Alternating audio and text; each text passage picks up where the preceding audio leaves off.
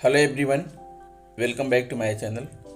दोस्तों, जैसा कि आप सभी जानते हैं कि हमारे पूरे उत्तर प्रदेश में शिक्षा विभाग में लगभग 50% महिला अध्यापक कार्यरत हैं और उन्हें प्रतिवर्ष बाल देखभाल अवकाश अर्थात child care leave, maternity leave या मिस कैरेज लीव की आवश्यकता पड़ती है।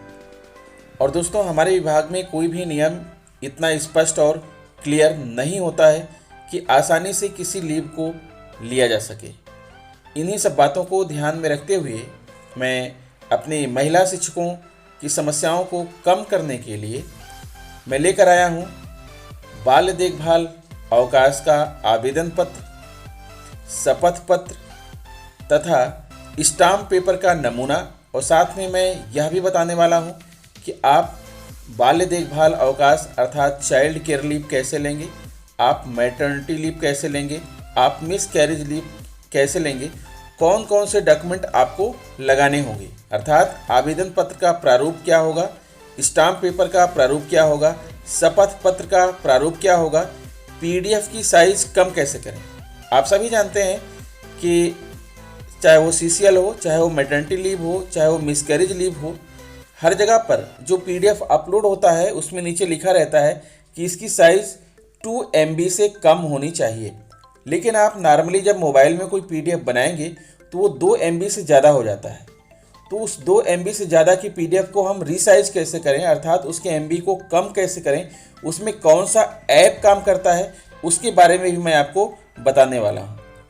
और कौन कौन से डॉक्यूमेंट लगेंगे यह भी आप जानिए। और पीडीएफ की साइज़ कम करने वाले ऐप का लिंक प्राप्त कीजिए। अर्थात ये टोटली कंप्लीट वीडियो मैं आपके लिए लेकर आया हूँ और आपको बहुत सारी चीज़ें बताने वाला हूँ। आप यहाँ पर ध्यान दीजिएगा, हमारे चैनल पर बने रहिए। अगर आपने अभी तक चैनल को सब्सक्राइब नहीं किया है तो प्लीज़ चैनल को सब्सक्राइब कर लीजिए, बेल आइकन को प्रेस कर दीजिए और इसे दूसरे मित्रों को शेयर भी कीजिएगा।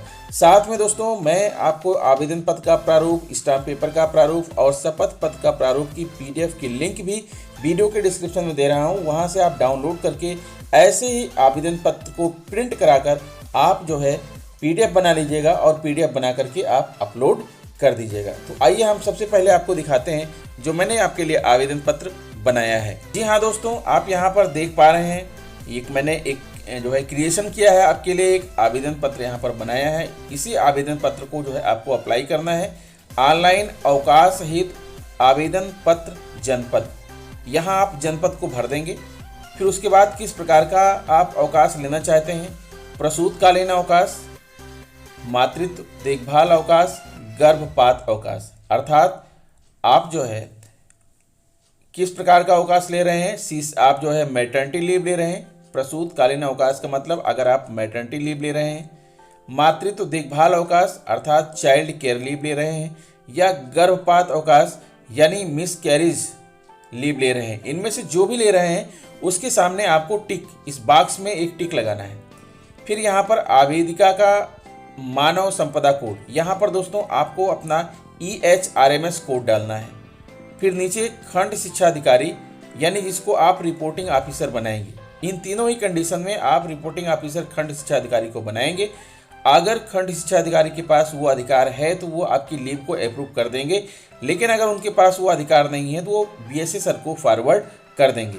आपको किसी भी अवकाश के लिए डायरेक्ट आपको BSA सर को जो है रिपोर्टिंग ऑफिसर नहीं बनाना है, आपको एक प्रॉपर चैनल से जाना है। आप खंड शिक्षा अधिकारी महोदय को रिपोर्टिंग ऑफिसर बनाइएगा और उनका मानव संपदा EHRMS कोड क्या है यहाँ पर आप उनका लिख दीजिएगा। फिर उसके बाद यहाँ देख पा रहे हैं आप आवेदिका का नाम, पदनाम, कार्यरत विद्यालय का नाम, विकास खंड, जन्म तिथि, प्रथम नियुक्ति तिथि, अवकाश किस दिनांक से किस दिनांक तक आपको चाहिए और अवकाश का कारण क्या है, साक्ष्य आपको लगाना होगा। अगर आप सीसीएल ले रहे हैं तो आपका जो बच्चा है वो 18 साल से कम उम्र का होना चाहिए और उसकी आप यहाँ पर उसका जो बर्थ सर्टिफिकेट है या उसके आधार कार्ड, अगर आपके पास बर्थ सर्टिफिकेट नहीं है तो बच्चे के आधार कार्ड की फ़ोटोकॉपी जो है या बच्चे के आधार कार्ड का आप फ़ोटो खींच करके आप पीडीएफ में लगा सकते हैं। अर्थात ये सारे डॉक्यूमेंट का आपको एक पीडीएफ बना लेना है जिसमें आपका आवेदन पत्र होगा, जिसमें आपका नोटरी जो है स्टाम्प होगा, शपथ पत्र होगा और बच्चे के जन्म तिथि का प्रमाण, बच्चे की जन्म तिथि का प्रमाण। अगर बच्चा हाई स्कूल पास है तो आप उसके हाई स्कूल का सर्टिफिकेट भी लगा सकते हैं। अगर आप बच्चे के जन्म का जो है नगर पालिका से बना हुआ बर्थ सर्टिफिकेट है तो वो भी लगा सकते हैं। अगर वो भी नहीं है तो आधार कार्ड, ओरिजिनल आधार कार्ड की फ़ोटो खींच करके आप जो है उसको भी लगा सकते हैं। तो इन 4 तरह के प्रपत्रों का जो है आप एक PDF बना लीजिएगा और वो PDF देख लीजिएगा कि उसकी साइज़ क्या है, अर्थात 2 MB से ज़्यादा का नहीं होना चाहिए। अगर 2 MB से ज़्यादा का है तो वो अपलोड नहीं होगा, तो 2 MB से कम का होगा तो अपलोड हो जाएगा। उसके लिए मैं अभी आपको आगे बात बताऊंगा। यहाँ आवेदिका का एक फ़ोटो भी लगना है, साइड में आप देख पा रहे हैं, ठीक है। तो अब आगे बढ़ते हैं। 8वां है अवकाश का कारण। यहाँ पर आपको साक्ष्य का मतलब नीचे लगाना है कि आपका बच्चा जो 18 साल से छोटा है, या आप बीमार हैं, डॉक्टर का प्रिस्क्रिप्शन लेटर है, या मिसकैरेज हो गया है तो उसके लिए भी डॉक्टर का जो है कोई ना कोई जो है साक्ष्य होना जरूरी है, उसको भी आप लगाएंगे। अवकाश की अवधि में पता, अर्थात जब आप अवकाश ले रहे हैं उस अवधि में आप कहाँ रहेंगे, किस जनपद में रहेंगे, वो भी आप यहाँ पर लिखेंगे। पिछली बार अवकाश किस दिनांक से किस दिनांक तक लिया गया था तथा किस प्रकार का, अर्थात अगर पिछली बार आपने अवकाश लिया था CCL तो कब से कब तक लिया था। अगर आप मेडिकल ले रहे हैं तो पिछला मेडिकल आपने कब से कब तक लिया था। अगर आप मिसकैरेज अवकाश ले रहे हैं तो पिछला आपने कब से कब तक लिया था, ये आपको यहाँ पर मेंशन करना है। फिर आगे है ऑनलाइन आवेदन में अपलोड करने वाली चीज़ें क्या हैं, क्या क्या आपको अपलोड करना है। सबसे पहला आवेदन पत्र है जो मैं आपको दिखा रहा हूँ, इसको आप प्रिंट करा के भर लीजिएगा। शपथ पत्र है, उसका नमूना मैं आपको अभी दिखाने वाला हूँ। एकमात्र या द्वितीय बच्चे का आयु प्रमाण पत्र, अगर आप CCL ले रहे हैं तो यदि आपके पास एक बच्चा है या आपके पास दूसरा बच्चा है तो उसकी आयु का प्रमाण पत्र लगाना है यहाँ पर। क्रमांक 8 का साक्ष्य, क्रमांक 8 में जो मैंने कहा था अवकाश का कारण क्या है उसका यहाँ पर साक्ष्य लगाना है, और कोई अन्य साक्ष्य है तो वह भी आप यहाँ पर लगा सकते हैं। इन सारी चीज़ों का आपको एक PDF बना लेना है, अलग अलग चीज़ों की जो है फ़ोटो खींच करके आप जो है उसका PDF बना लीजिएगा। अब क्वेश्चन ये आता है कि PDF कैसे बनाएंगे और PDF को छोटा कैसे करेंगे, तो आगे मैं आपको ये दोनों ही बातें बता रहा हूँ। अपने वीडियो के डिस्क्रिप्शन में मैं आपको लिंक दे दूँगा, उस ऐप के लिंक दे दूँगा जो आपको PDF बनाएगा, उसका लिंक दे दूँगा, और जो PDF को रिसाइज करेगा, छोटा करेगा, उसका भी लिंक दे दूँगा। दोनों ही लिंक मैं अपने वीडियो के डिस्क्रिप्शन में दे दूँगा। आप वहाँ पर टिक करके उस ऐप को अपने मोबाइल में इंस्टॉल कर लीजिएगा, डाउनलोड कर लीजिएगा, और वहाँ से आप PDF बना लीजिएगा। और PDF बन जाने के बाद अगर PDF आपका 2 MB से बड़ा है, उसे छोटा करने के लिए आप दूसरे ऐप का प्रयोग करिएगा और उससे आप जो है रिसाइज कर लीजिएगा। दोनों ही ऐप आपके मोबाइल में होने चाहिए, तभी आप आसानी से CCL ले पाएंगे। दोनों ही ऐप की लिंक मैं आपको वीडियो के डिस्क्रिप्शन में दे दूंगा दोस्तों, वहां पर आप अपने मोबाइल में इंस्टॉल करिएगा, उसके हिसाब से आप काम करिएगा। फिर नीचे है आवेदिका के हस्ताक्षर। यहाँ आपको अपना हस्ताक्षर करना है, नाम भी लिखना है और दिनांक भी लिखना है। ध्यान दीजिएगा, हस्ताक्षर के साथ साफ साफ शब्दों में आपका नाम लिखा हो और दिनांक लिखा हो। उसके बाद आपके विद्यालय के जो प्रधानाध्यापक हैं वो इसको प्रमाणित करेंगे। प्रमाणित किया जाता है कि प्राथमिक, उच्च प्राथमिक, संविलियन, इसमें से आपका जो भी विद्यालय है उसको आप टिक कर दीजिएगा और यहाँ विद्यालय का नाम लिख दीजिएगा, विकासखंड का नाम लिख दीजिएगा, जनपद का नाम लिख दीजिएगा, और उसमें कुल कितने अध्यापक हैं, शिक्षा मित्र हैं, अनुदेशक हैं, टोटल संख्या कितनी है वो लिख दीजिएगा, और एवं उनमें से कितने लोग प्रसूतकालीन, मातृत्व, गर्भपात, चिकित्सीय अवकाश पर हैं उसकी संख्या भी यहाँ पर आप लिख दीजिएगा। विद्यालय में कुल छात्र संख्या कितनी है वो भी यहाँ मेंशन कर दीजिएगा। उसके बाद यहाँ पर प्रधानाध्यापक की अभियुक्ति, संस्तुति, हस्ताक्षर, नाम और दिनांक सहित यहाँ पर आपके प्रधानाध्यापक अपनी मुहर लगाएंगे, अपना सिग्नेचर करेंगे, नाम लिखेंगे और अपनी संस्तुति भी लिखेंगे कि अवकाश संस्तुति की जाती है, अर्थात आपका जो लीव है उसको अप्रूव किया जाता है। ये आपके प्रधानाध्यापक का प्रमाण यहाँ पर देना बहुत जरूरी है। अब आगे बढ़ते हैं दोस्तों, और ये देखिए यहाँ पर मैंने स्टाम्प पेपर का नमूना आपके लिए दिया है। जब आप जो है 10 रुपये मूल्य का जो है स्टाम्प पेपर खरीदेंगे तो उसका नमूना यही होगा, Indian non judicial government of Uttar Pradesh e stamp, ठीक है। यहाँ आपका सर्टिफिकेट नंबर लिखा होगा, सर्टिफिकेट इशू डेट लिखा होगा, अकाउंट रेफरेंस होगा, यूनिक डॉक रेफरेंस होगा, परचेज्ड बाई यहाँ आपका नाम होगा, डिस्क्रिप्शन ऑफ डॉक्यूमेंट यहाँ लिखा होगा, प्रॉपर्टी डिस्क्रिप्शन लिखा होगा, कंसिडरेशन प्राइस लिखा होगा, first party, second party, first party में आपका नाम लिखा होगा, स्टाम्प ड्यूटी पेड बाय यहाँ भी आपका नाम लिखा जाएगा, स्टाम्प ड्यूटी अमाउंट यहाँ लिखा जाएगा ₹10 ओनली। उसके बाद आपके स्टाम्प पेपर में यहाँ पर देख रहे हैं QR कोड बना होगा, फिर नीचे लिखा होगा प्लीज़ राइट और टाइप बिलो दिस लाइन, अर्थात नीचे यहाँ पर जो नोटरी होंगे वो अपना मुहर लगाएंगे, टिकट लगाएंगे, जो भी लिखना होगा यहाँ पर आपका लिखेंगे। फिर अगला जो डॉक्यूमेंट है वो है शपथ पत्र। शपथ पत्र, इसमें आपको शपथ पत्र बनवाना है। वो जो स्टाम्प पेपर है वो स्टाम्प पेपर तो बनाया मिलेगा आपको जो है।